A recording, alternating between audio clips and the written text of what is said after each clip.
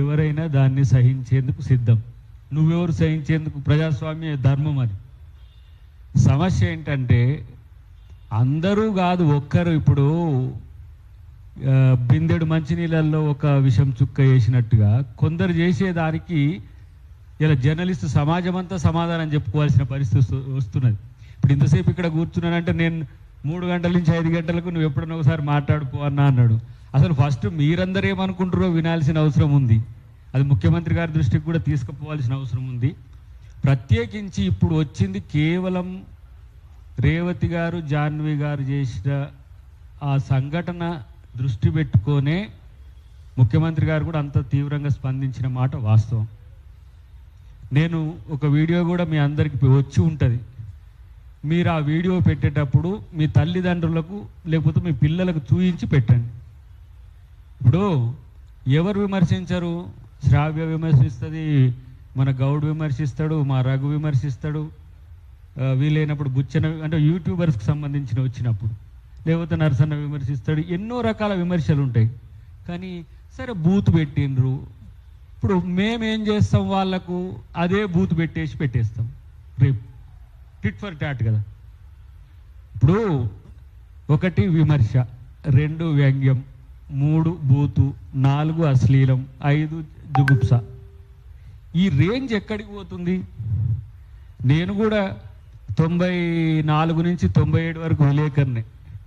నేను ఎప్పుడు జస్ట్ ఎంత అప్పుడు 22-23 ఇయర్స్ ఉన్నప్పుడు ధర్మభిక్షం నన్ను దగ్గరికి పిలుచుకొని ముద్దాడేది. ఏది నువ్వు ఒక ప్రశ్న అడుగున్నానని. చిన్న పిల్లగారినప్పుడు పెద్ద పెద్ద ఉద్దండ పండితులు ఉండే సూర్యాపేటలో. మల్లు స్వరాజ్యం దగ్గరికి పిలుచుకునేది, బిఎన్ రెడ్డి దగ్గరికి పిలుచుకునేది. జర్నలిస్ట్ అంటే చిన్న పిల్లగాడైనా సరే వాళ్ళకు ఉండే విలువ నేను చూసినోని కాబట్టి. ఇలా జర్నలిస్టు అంటే ఎవరు అని క్వశ్చన్ వేసే దగ్గరికి ఎందుకు వచ్చింది? ఇలా భరత్ భాయ్ ఒక సూచన చేసిండు, ఒక సిట్టింగ్ జడ్జితో ఒక కమిషన్ వేయండి, లేకపోతే ప్రెస్ అకాడమీ ఒకటి కోఆర్డినేట్ చేయడమా, క్రాంతి గారు ఒక సూచన చేసిండ్రు, ఒక పాలసీని తయారు చేయమని అన్నారు. ప్రజాస్వామ్యంలో విమర్శను తట్టుకోలేని స్థితిలో కాంగ్రెస్ ప్రభుత్వం ఉండదు, కాంగ్రెస్ పార్టీ ఉండదు, రేవంత్ రెడ్డి గారు కూడా ఉండరనేది మాత్రం స్పష్టం చేస్తున్నాం. సరే, XYZల యొక్క ఎజెండా ఏదన్నా ఉండని, ABCల యొక్క ఎజెండా ఏమైనా ఉండని, ప్రభుత్వం చేస్తున్న పనులను విమర్శించడానికే మీరున్నట్టున్నా కూడా సమస్య లేదు. అసలు 4th ఎస్టేట్ ఉన్నదే ప్రజల గొంతుగా ఉండడానికి. జ్యుడిషియరీ ఒకవైపు అయితే, ఎగ్జిక్యూటివ్ ఒకవైపు అయితే, పొలిటికల్ సిస్టమ్ ఒకవైపు ఉంటే, 4th ఎస్టేట్ ఈ ముగ్గురిని కూడా వాచ్ డాగ్ లెక్క చూసే బాధ్యత రాజ్యాంగం ఇచ్చింది. ఎవరో ఇక్కడున్న ప్రభుత్వమో కేంద్ర ప్రభుత్వమో ఇచ్చినది కాదు. ఫ్రీడమ్ ఆఫ్ ఎక్స్ప్రెషన్ కానీ, ఫ్రీడమ్ ఆఫ్ స్పీచ్ని కానీ అడ్డుకునే హక్కు ఎవరికీ లేదు ఈ దేశంలో. వ్యక్తి స్వేచ్ఛను కాదనే హక్కు ఎవరికీ లేదు. కానీ ఇతరుల మనోభావాలనే దగ్గర ఆ మనోభావాలకు అసలు ఏమర్థం లేకుండా పోయిన పరిస్థితి ఉన్నది. వాడేం చేస్తుండు, మళ్ళీ టార్గెట్ చేస్తే వాళ్ళు అదే అబ్యూజింగ్ వర్డ్స్ వాడుతున్నారు. ఈ మధ్య కాలంలో ఇంకెక్కువ పెరుగుతున్నది అనేది ఒక చర్చ అయితే, నేనంటున్నా ఇది మీరిట్లా చేసిండ్రు అనే దానికి ఫుల్ స్టాప్ పడాలంటే ఏంటి? ఒక కామన్ ఎజెండాతో అందరూ కలిసిపోవాల్సిన పరిస్థితి ఉంటుంది. దానికి ప్రభుత్వంగా ఏం చేయాలో మీరు ఒక సూచన, మీరు తీర్మానాలు చేస్తే ఆ కాపీని మీరు CPRO ద్వారా పంపిస్తారా, లేకపోతే మా ద్వారా పంపిస్తారా, ఇంకా మీ ఛానల్స్ ద్వారా పంపిస్తారా? మీ అభిప్రాయం. ఇప్పుడు ఇదైతే రౌండ్ టేబుల్ సమావేశానికి పెద్దలు రావాల్సి ఉండే, రాలేదు.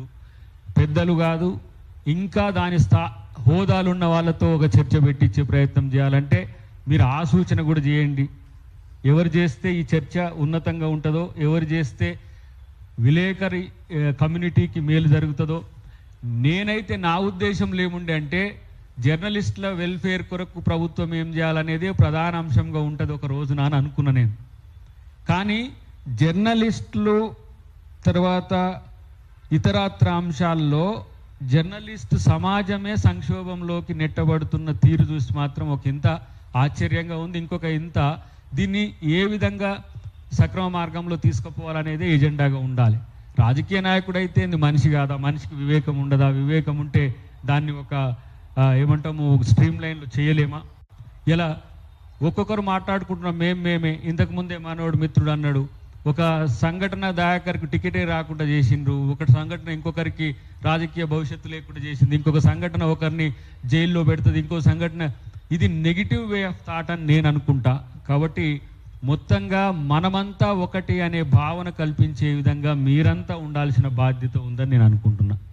ఒకవేళ అది లేకపోతే నేను మిమ్మల్ని రిస్ట్రిక్ట్ చేసే, నేను మీన్స్ ప్రభుత్వం మిమ్మల్ని రిస్ట్రిక్ట్ చేసే అధికారం ఎంత మేరకు ఉంటుందో అదే చూసుకుంటుంది తప్పితే ఇంకంతకంటే మీకు క్లెయిమ్ చేసేప్పుడు మీరు అందరూ కలిసి ఒక కామన్ ఎజెండాకి వచ్చిండ్రు. ఒక బూతునో అసహ్య పదాలో లేకపోతే అబ్యూజింగ్ వర్డ్స్ వాడొద్దని ఒక నిర్ణయానికి వచ్చింది. ఇంకో ఎల్ఐ వచ్చింది. నేనెందుకు వీళ్ళు చెప్పినట్టు తింటారా, వాడు కూడా మొదలు పెడతాడు. అప్పుడు మొదలు పెట్టినప్పుడు దానికి ఏంది అని అంటే మళ్ళీ చట్టం తనే పని దాన్ని చేసుకోపోయే పరిస్థితి వస్తుంది. ఇప్పుడు ప్రభుత్వ వ్యవస్థ అంటే కేసీఆర్ గారున్నా, రేవంత్ రెడ్డి గారున్నా, ఇంటెలిజెన్స్ కానీ, పోలీస్ కానీ, ఇతర ఏదైతే డిజిటల్ ప్లాట్ఫామ్లో ఏవైతే కంటెంట్స్ వస్తున్నాయో వాటిని స్ట్రీమ్ లైన్ చేసే ఒక వ్యవస్థ ఉంటుంది. దానికి ఇంటెలిజెన్స్ ద్వారా పంపిస్తుంటారు. పరిధి దాటితే ఆ పరిధికి సంబంధించిన చర్చ జరుగుతుంటుంది. ఇప్పుడు ఇన్ని రోజులు మీరు ఇన్ని మాటలు మాట్లాడినా ఎందుకు ముఖ్యమంత్రి గారు ఇంత పెద్ద ఎత్తున సభలు స్పందించలేదు? ఇప్పుడు ఎందుకు స్పందించిండ్రు? ఇప్పుడు ఇదే రేవతి గారి మీద గత ప్రభుత్వం SC/ST అట్రాసిటీ చట్టం పెట్టి ఆమెను జైల్లో పెడితే మేమే మాట్లాడింది. ఇదే మా రఘు గారిని అరెస్ట్ చేసినప్పుడు జర్నలిస్ట్ సమాధానం అంతా కూడా ఎట్లా మద్దతు చెప్పింది. మీరు కూడా రేవతి గారు, జాన్వి గారు చేసింది మంచి పద్ధతి అనుకుంటే మీరు చెప్పండి. కానీ అది సభ్య సమాజంలో ఆ పరిస్థితి వస్తే రేపేంటి అనే విషయం కూడా ఆలోచించండి. వ్యక్తిగతంగా ఇప్పుడు తనను అబ్యూజ్ చేసినట్టుగా మాట్లాడితే ఎంత ఫీల్ అవుతుందో అది కూడా ఆలోచించుకోవాల్సిన సందర్భం ఉంటుంది. ఇంట్లో ఆడవాళ్ళ మీద ఇప్పుడు రైతులో మన ఊర్లలోనో బూతులో లేకపోతే అశ్లీలమో మాట్లాడతారు అనుకోండి, అది టెలికాస్ట్ చేసే హక్కు మనకుందా? చేయొచ్చా? అట్లా మీకు అట్లా యూట్యూబ్లోనో లేకపోతే ఏంది ప్రెస్ PIBలోనో లేకపోతే ఇంకో వాటిలలో ఉందా? అట్లా ఎందుకు మరి కొన్ని సంస్థలు అక్కడ బీప్ వేస్తాయి? బీపుని తీసేసే పరిస్థితి ఎందుకు వచ్చింది? ఆక్రోశం అనేది వ్యక్తి ఇప్పుడు ఊర్లలో పోతే ఇప్పుడు చాలామంది అన్నారు కదా, 4 కోట్ల మందిలో 3 కోట్ల మంది బూతులే మాట్లాడితే ఇక బూతుల తెలంగాణ చేసుకుందామా చెప్పండి. అది బూతులు కూడా కాదు. దీన్ని దశ దాటి ఎక్కడికి పోతుందంటే వ్యక్తిగతంగా విమర్శించే స్థాయిలు పోతుంది. ఇప్పుడు అట్లా అంటే రేవంత్ రెడ్డి గారు విమర్శించలేదా అంటారు, లేకపోతే దయాకర్ విమర్శించలేదా అంటారు, ఇంకో సందర్భంలో వచ్చినప్పుడు బండి సంజయ్ విమర్శించలేదా అంటారు, ఇంకో సందర్భం వచ్చినప్పుడు సరే కిషన్ రెడ్డి అనడు అనుకోండి. కొంతమంది మా మీద కొంచెం పరుషంగా మాట్లాడేటోళ్ళ మీద ఆ చర్చ వస్తుంది. కానీ ఎక్కడో ఒక దగ్గర బ్రేక్ పడాల్సిన సందర్భం వచ్చిందని మాత్రం నాకు అనిపిస్తున్నది. నేను గతంలో అధికారంలో ఉన్న, ఇప్పుడు విపక్షంగా ఉన్న పార్టీ మీద నేను విమర్శ చేయను. మా ప్రత్యర్థిగా జాతీయ స్థాయిలో ఉన్న BJPని విమర్శ చేయను.